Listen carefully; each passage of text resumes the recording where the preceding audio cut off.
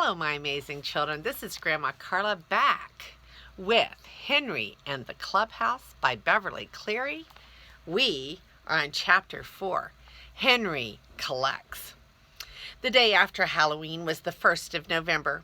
Henry regretfully had to leave the building of the clubhouse to Robert and Murph while he called on his subscribers to collect for the journal.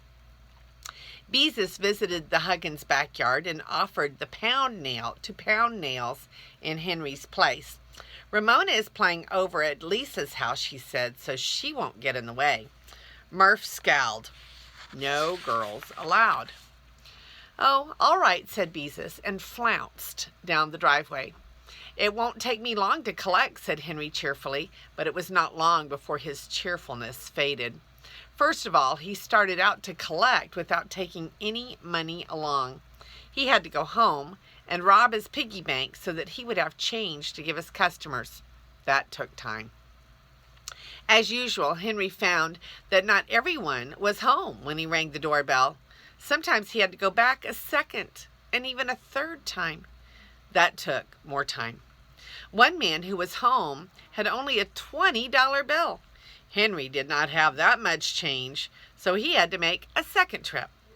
And all the time, he was eager to get back to the clubhouse. Henry did have one customer who was just about perfect to collect from. That was Mrs. Peabody.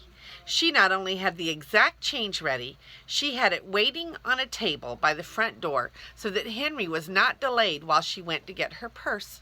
She also had some cookies wrapped in a paper napkin for him.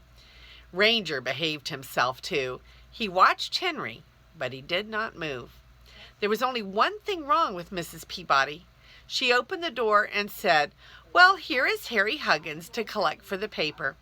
Naturally, since she was such a good customer to collect from, Henry did not like to speak up and say, "Excuse me, my name is Henry Huggins." He just gave her the receipt and thanked her for the cookies. "You're welcome, Harry," said Mrs. Peabody. Harry Huggins. Henry wondered how Mrs. Peabody would feel if he started calling her Mrs. Beanbody, not that he intended to. Now that Ranger behaved himself, Mrs. Peabody was his nicest customer, and he would never hurt her feelings.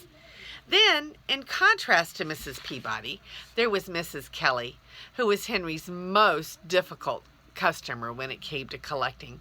The first time Henry walked up to the Kellys' walk, which was strewn with tricycles, kitty cars, and battered kitchen utensils, and rang the doorbell, a little voice inside screamed, "Doorbell, Mommy!" Mrs. Kelly called from upstairs window. "Who is it?" "It's me, Henry Huggins," Henry answered. "I'm collecting for the journal." "You'll have to come back some other time," Mrs. Kelly called down. "I'm giving the baby a bath." The second time Henry rang the doorbell, Mrs. Kelly answered. She wore pedal pushers and an old blouse, and her hair was bound up in a faded scarf. Two small children followed her to the door, and another one was crying somewhere in the house.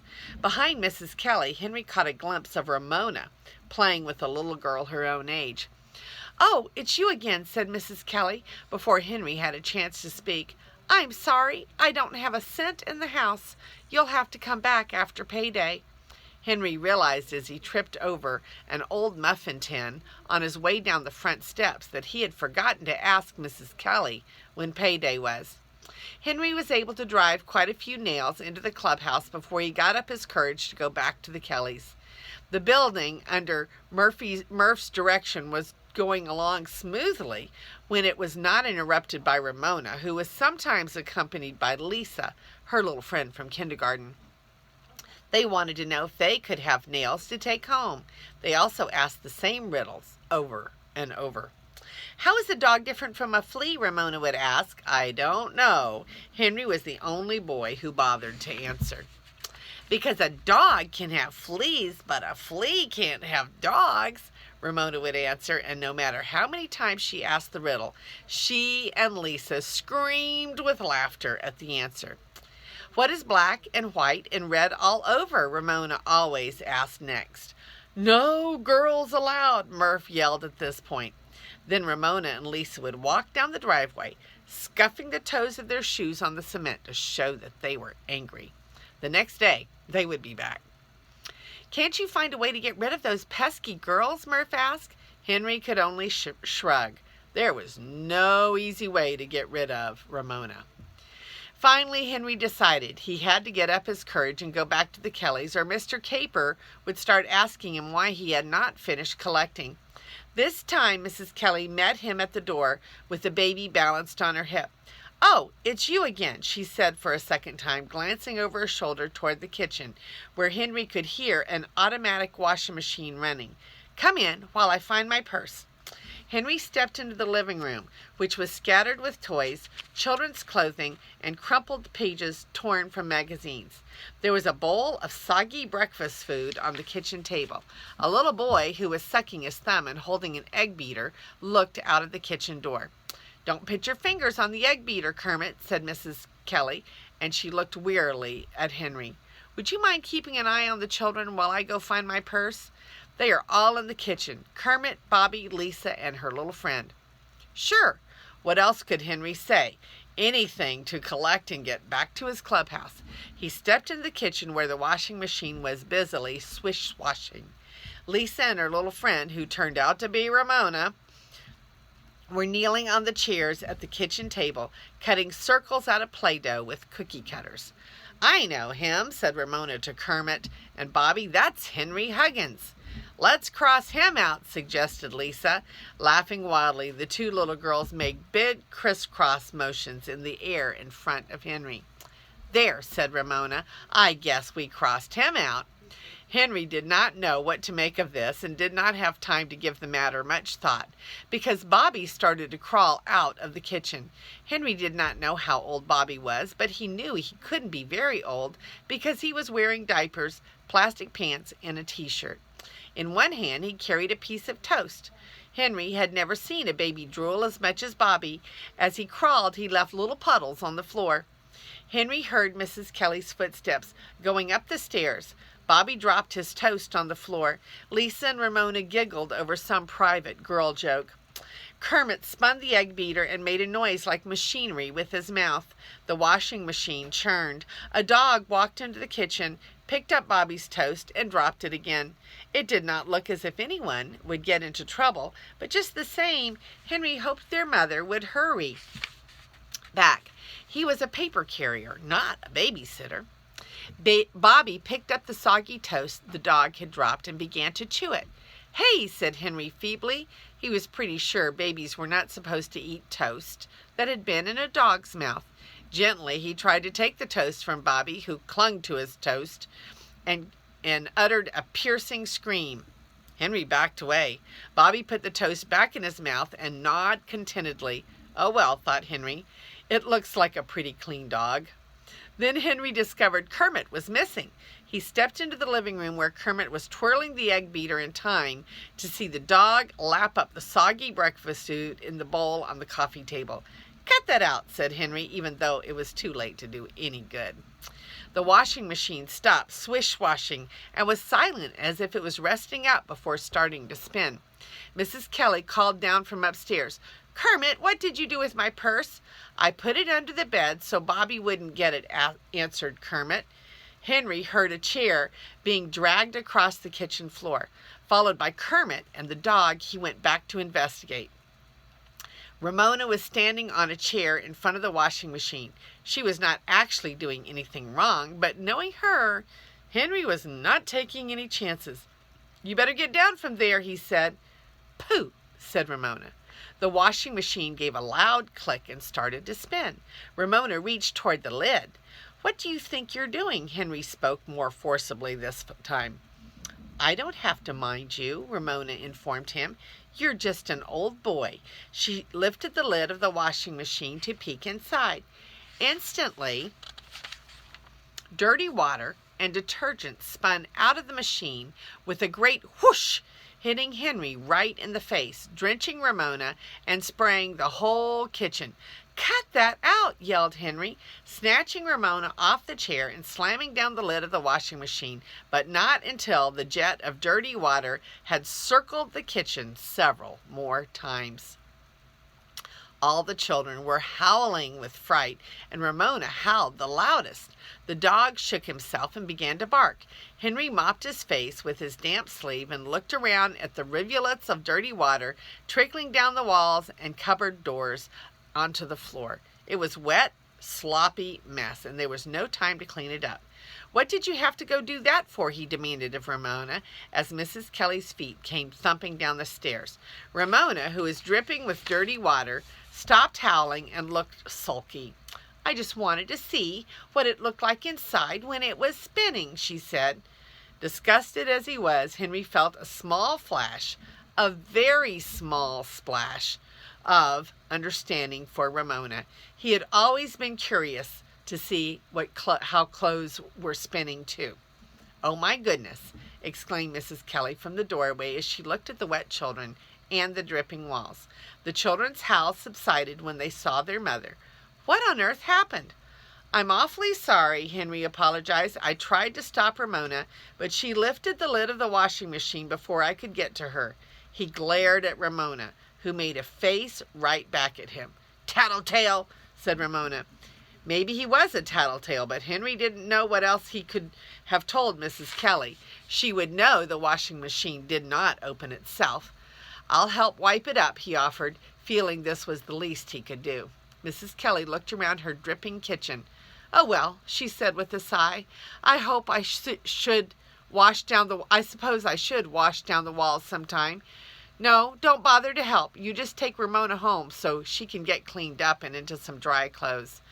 "Okay," Henry tried to sound willing. "I'm sure sorry, Mrs. Kelly. I'd be glad to come back and help clean up." Mrs. Kelly managed to smile. "No, thank you, Henry. You've done enough already." Henry was not at all sure how she meant that remark. "Come on, Ramona," he said, anxious to get away. Outside, Ramona pushed her wet hair back from her forehead so it wouldn't drip into her eyes and said, "I can go home by myself." "That's all right with me," said Henry crossly. He knew that now that Ramona went to kindergarten, she was allowed to cross all but the busiest streets alone. Ramona went her way and Henry went his. When he came to Klickitat Street, he found Mrs. Peabody out raking up leaves from her lawn. Ranger, who was lying on the porch, looked suspiciously at Henry, but he did not move. "Why, Henry Huggins," she exclaimed, "you're all wet." "Yes, ma'am, I know," said Henry sheepishly. He was trying to find a polite way to let Mrs. Peabody know that his name was not Harry Huggins. Then his thoughts began to leap. Mrs. Peabody, his paper route, the money for the journal. He had forgotten to get the money from Mrs. Kelly. Henry's thoughts were in a turmoil as he walked down the street. He could not go back and ask Mrs. Kelly for the money after what had happened. He would just skip the whole thing and pay for the Kellys' papers himself. No one would ever know the difference. No, he wouldn't either. He would never save enough for a sleeping bag if he did that. Yes, he would too. He would never bring himself to ring the doorbell again. Yes, he could. No, he could not. That Ramona, she was the cause of all this. A little old kindergarten. That settled the matter for Henry. He was not going to let a girl in kindergarten keep him from getting the money he had coming to him. Henry turned around and started back towards the Kellys' house. "Well, Harry, did you forget something?" asked Mrs. Peabody. "Yes, I did," answered Henry, managing to sound polite. He was so disgusted with Ramona that he felt like snapping at the whole world. First, he had told Mrs. Peabody only she could prevent forest fires. And now this. If she ever caused him any more trouble on his paper route, he would do something. What he would do, he did not know. Henry marched straight up the steps and rang the Kellys' doorbell. Lisa looked out the window, smeared with the little fingerprints, and screamed, "Mommy, it's that boy again." When the door opened, Henry was the first to speak. "Mrs. Kelly, I am sorry to bother you again, but I did not get the money for the paper when I was here before." He was still so disgusted with Ramona, he forgot to be embarrassed. "I thought you would come back." Mrs. Kelly laid down the cellulose sponge in her hand and picked up her purse, which was lying on a chair near the door. Henry accepted the money and gave Mrs. Kelly a receipt. "Phew," he thought, "I hope I never have to go through this again," and he decided he had better make sure that he did not. "Mrs. Kelly," he ventured, "what day would be the best for me to collect?" "The first Saturday of the month," answered Mrs. Kelly. "That is payday." Henry pulled his route book out of his hip pocket and made a note after the Kelly's name. "Collect first Saturday." There, that ought to show Mrs. Kelly he could be businesslike. "Thank you," he said, and once more started for home. Now he did not care if he was damp and dirty. He had actually collected from every single one of the 43 customers on his route. The job was finished until the 1st of next month, and now he could go back to working on the clubhouse. "Did you get what you went after, Harry?" asked Mrs. Peabody as Henry passed her house for the 3rd time that afternoon. "I sure did." Henry was now feeling so confident that he was certain someday he would be able to find a way to let Mrs. Peabody know that his name was not Harry Huggins. He would even find a way to keep Ramona from causing him trouble on his route. He would find a way to keep her away from the clubhouse, too. Henry realized that it was now too late for him to do any work on the clubhouse this afternoon. Tomorrow afternoon, the first thing he would do was to make a sign saying, "No girls allowed." The only thing wrong with this idea was that Ramona could not read. And that is the end of chapter 4. So let's go back and look at all of the pictures because there are some very interesting ones. Here is a piggy bank because remember, Henry had to go back and rob his own piggy bank to get the change to give his customers, and that took time. And then here are the girls, Ramona and her friend, who were laughing hysterically every time they told the same joke over and over and over. And my goodness, this one looks very interesting. There's a picture of the washing machine spraying everywhere and getting everyone, including the kitchen walls, soaking wet and frustrating Henry on that one. And those are all the pictures. This is Grandma Carla, and I love you.